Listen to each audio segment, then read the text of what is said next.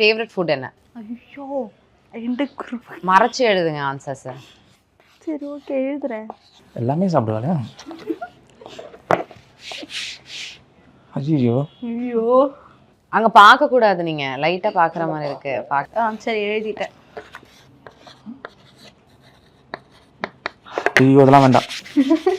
இது எருமை என்ன நான் காட்ட மாட்டேன் சார். இன்னும் அடிஷ்னல் ஷீட் கேட்பீங்க போல இருக்கே. சட்டுன்னு ஒரு முடிவுக்கு வாங்க. போதும், டைம் அப். நான் சொல்லிடுவேன் இப்போ. எழுதுறா எதுவும் இருந்தாலும் பரவாயில்லடா.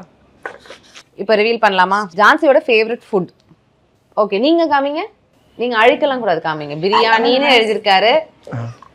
ஓகே, ஸோ வந்துட்டு கணவர் வந்து பிரியாணின்னு எழுதியிருக்காரு, மகள் வந்து டொமேட்டோ ரைஸ். ஆமா, வெஜ்ஜில் வந்து டொமேட்டோ ரைஸ். அதெல்லாம் வேண்டாம் எனக்கு.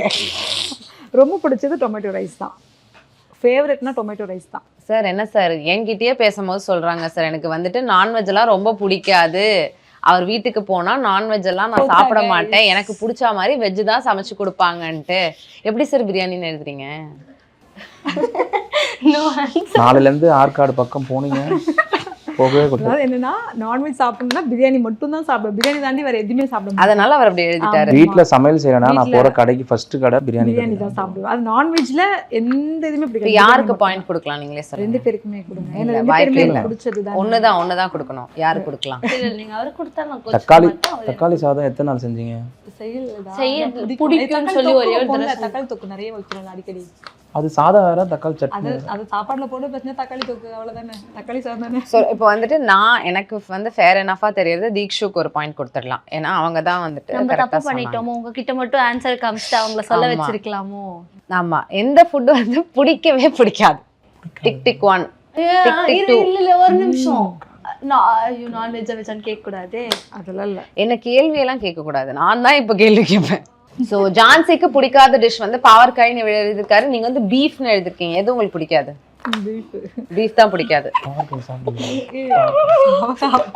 ஷூட்டிங் ஸ்பாட்ல பாவக்காய் தொக்கெல்லாம் பண்ணுவாங்கடா. ஸோ அகைன் செகண்ட் கேள்விக்கும் செகண்ட் பாயிண்ட் பொண்ணுக்கு தான் போச்சு. ஜான்சி வந்து அதிகமா சந்தோஷப்படுறது எதுக்கு? அப்படியே ஹாப்பியா ஃபீல் பண்றது டே டு டே லைஃப்லயும் இருக்கலாம். இந்த விஷயம் கொடுத்தா அவங்க செம குஷியாயிடுவாங்கன்னா என்ன ஒரு விஷயம்? கொடுக்கறதா இருக்கலாம், இல்ல ஒரு நிகழ்வா இருக்கலாம். மறைச்சு வச்சு எழுதுங்க, அதை காமிச்சு வச்சு எழுதுறீங்க நீங்க. இந்த சைடு திரும்புங்க. அதான் ஒரு நிமிஷம் இருங்க. இத பண்ணா சந்தோஷமாயிடுவாங்கன்னு சொல்றீங்களா? ஆமா, அதுல எது வந்து ரொம்ப சந்தோஷமாறாங்கன்றத கம்பேர் பண்ணி நம்ம பாயிண்ட் கொடுப்போம். இவங்க எழுதுறதுலயா நீங்க ஃபர்ஸ்ட் அவங்க கிட்ட ஆன்சர் கேட்டுடுங்க, அதுக்கப்புறம். ஆமா, அவங்களே எனக்கு தெரிஞ்சு உங்க ரெண்டு பேரோட பாத்துருப்பாங்க. எழுதிட்டீங்களா? ஓகே, நீங்க சொல்லுங்க, எது வந்து ரொம்ப சந்தோஷப்படுத்தும் உங்களை? ஜாலியா நாங்க ரீல்ஸ் பண்ணுவோம்ல, அதுவே பயங்கர ஹாப்பியா இருக்கும். ஆமாங்க எழுதிட்டாங்க.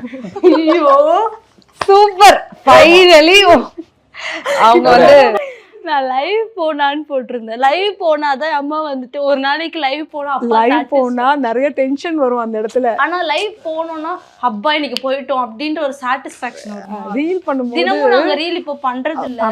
ஒரு 1 hour இல்ல எனக்கு பண்ணி முடிச்சதுக்கு அப்புறம் சொல்லுவாங்க, அப்பா நாளைக்கு நாளன்னைக்குலாம் ரீல் இருக்கு அப்படின்னு சொல்லுவாங்க. 1 மணி நேரம் ஆகும். அந்த 1 மணி நேரத்துல ஒரு காமெடி ரீல் எடுக்கிறதுக்கு செம்ம ஃபன்னா இருக்கும்.